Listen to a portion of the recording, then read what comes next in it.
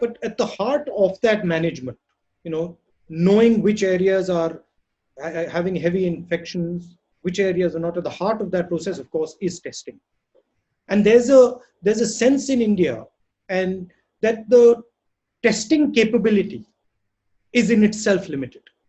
That we're a big country, and that our ability to test, like, the United States or like the European countries, is comparatively limited. So how would you think about it with a sort of low level of testing? I mean, would you? It's a great question because take the United States right now. It's ramped up to about 150,000 tests per day. But the consensus amongst experts, certainly the epidemiologists, is that to really be confident about opening up, you have to triple that to 500,000 tests a day at least. And some are talking of numbers in the millions. Well, I mean, just multiply by 4 to get 4.5 to get India's population. And you're talking about 2 million tests a day if you want to get the level of confidence that you have in the United States. And clearly, we are nowhere near that. I think we're somewhere around 25, 30,000 tests a day at this point. But we have to be cleverer about opening up, which means perhaps do mass testing. Take, 1,000 samples, and then check in a mass way whether there is any sign of the virus in those 1,000 samples. And if you do find that, then go deeper into that particular sample and check who it might be. But this way, I mean, these are ways of testing which reduce the burden on the test infrastructure and can allow us to try and vet much more.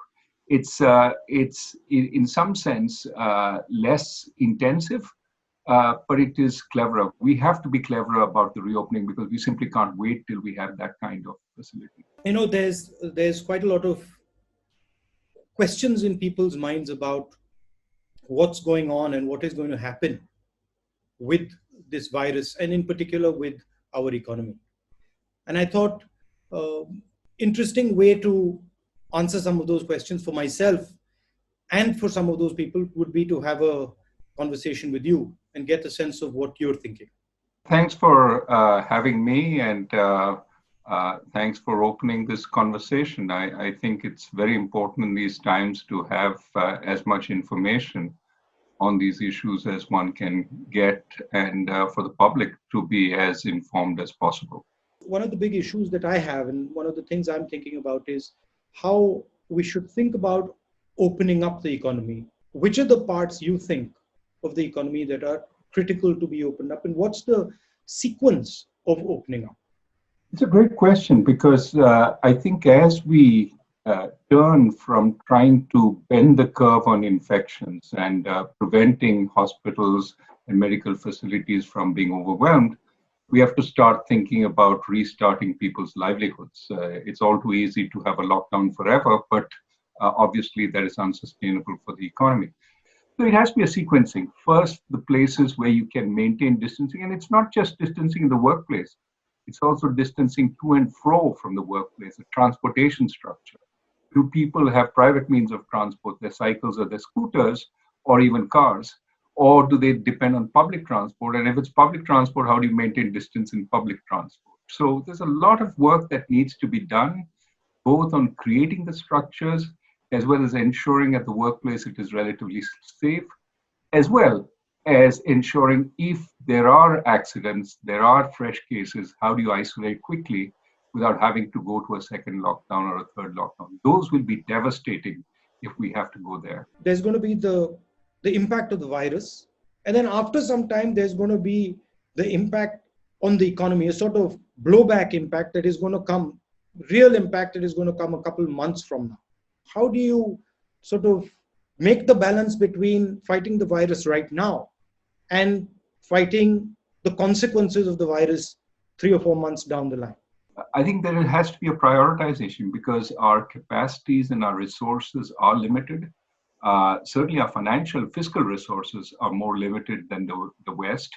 So what we need to do is decide how do we keep this economy together so that when we reopen up, it's sort of able to walk off the sick bed and not be impaired at that point. So most immediately, I think keep people well and alive. Food is extremely important. Reach it to every place. Places our public distribution system does not go. Amartya Sen and Abhijit Banerjee and I have talked about temporary ration cards, for example, for people who don't have access. But you have to treat this pandemic as a situation which is unprecedented.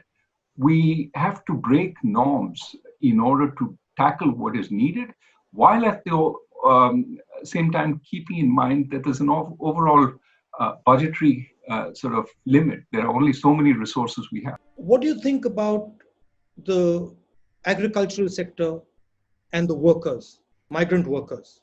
How should we be thinking about their finances? Well, this is where I think the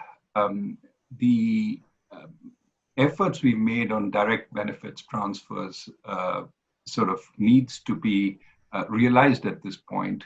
All the ways we transfer to relatively poor people, we need to take a call on that. We have different ways of accessing through widows' pensions, through the Manrega rolls, and we need to say, look, these are people who don't have a job right now, who don't have a livelihood. And for the next 3 or 4 months, while this uncertainty is on, we're going to support them.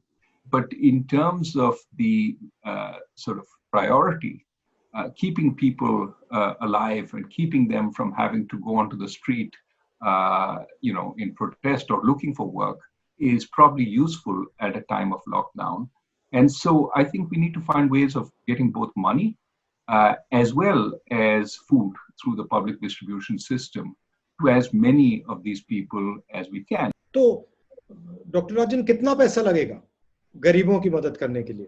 तकरीबन 65,000 करोड़ 65,000 और 65,000 करोड़ इतना ज्यादा नहीं है. हमारा GDP 200 lakh crore है और उसमें 65,000 करोड़ इतना ज्यादा नहीं है, तो कर सकते हैं. और अगर ये गरीबों के लिए है और अगर उनका जिंदगी बचाने के लिए है तो करना चाहिए.